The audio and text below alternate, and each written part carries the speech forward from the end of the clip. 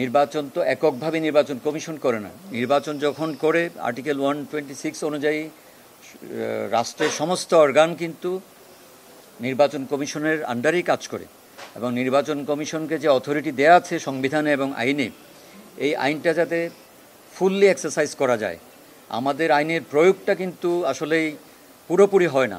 আইনের প্রয়োগ করার ক্ষেত্রে যাতে নির্বাচন কমিশন, নির্বাচন কমিশনাররা, নির্বাচনী কর্মকর্তারা কোনো ধরনের অন্য কোনো কর্তৃপক্ষ দ্বারা যাতে বাধাগ্রস্ত না হন, অন্য কেউ যাতে এখানের উপর হস্তক্ষেপ না করতে পারে, অবশ্যই মানে উইদাউট লফুলি যে কেউ করতে পারে, যার যার কাজ ভাগ করে দেওয়া আছে, সেটা যাতে ভবিষ্যতে না হয়, আমরা সেটা একটা বড় সুপারিশ আছে আমাদের।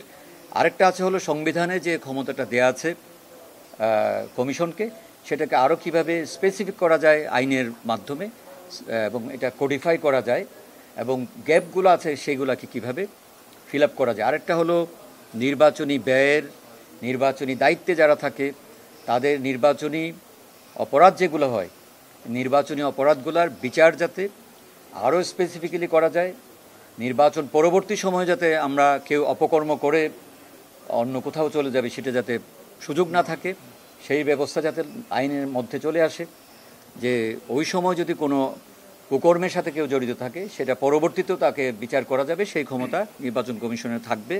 আমরা সেই সুপারিশও করেছি আমাদের পক্ষ থেকে, মোটামুটি এগুলোই ছিল। এবং আমরা আরেকটা আপনাদের কাছে অনুরোধ করেছি, আমাদের মিডিয়া যাতে নিরপেক্ষ আচরণ করে, যখন যেটা মানে আপনার সহজ সেটা যাতে না করা হয়।